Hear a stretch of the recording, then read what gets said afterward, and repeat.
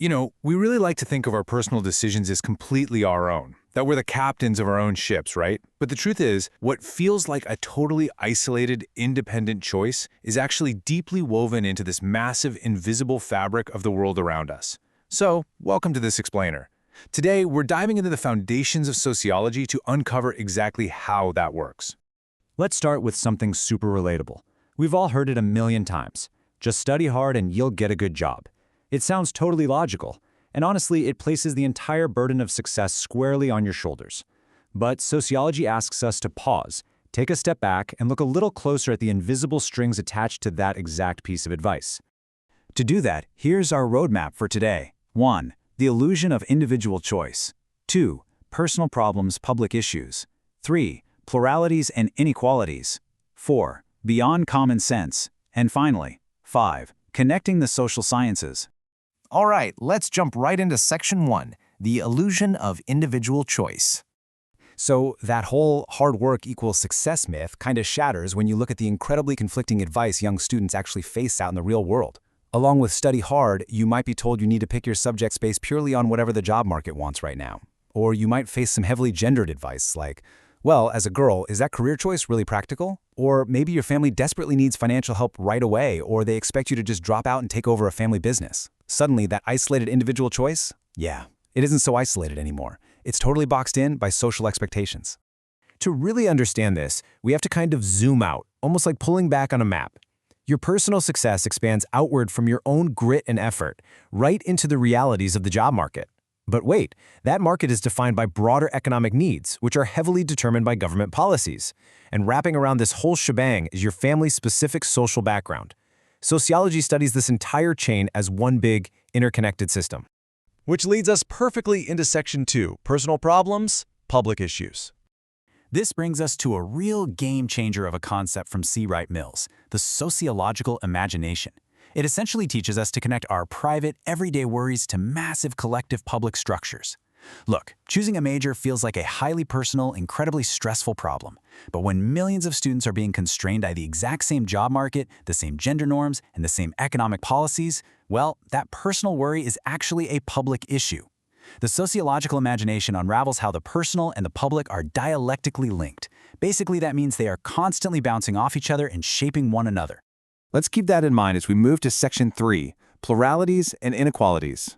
When we talk about society shaping us, we have to ask a pretty blunt question. Whose society?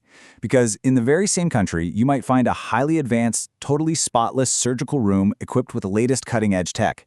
And literally right down the road, you have individuals carrying and crushing stones by hand on a dusty railway track. Society is absolutely not one uniform experience. The opportunities, the norms, the daily realities for people in these two settings, they are worlds apart.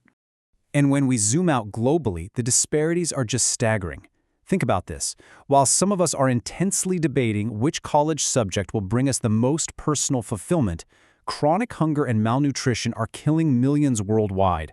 To put that into perspective, that claims more lives than AIDS, malaria, and tuberculosis combined. That is not just an individual failure to find food. That is a profound structural public issue.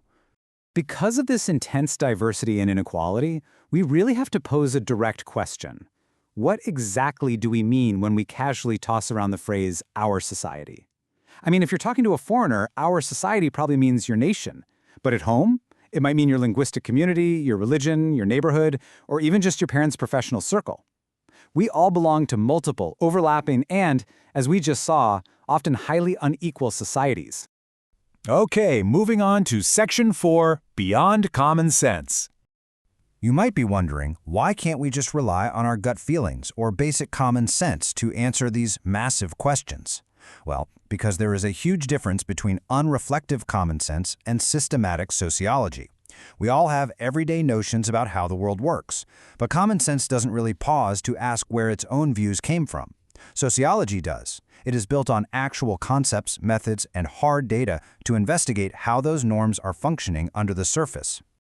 The absolute core of the sociological approach is constant, relentless questioning. As this quote perfectly captures, we must be ready to ask of our beliefs, no matter how deeply cherished they are, is this really so?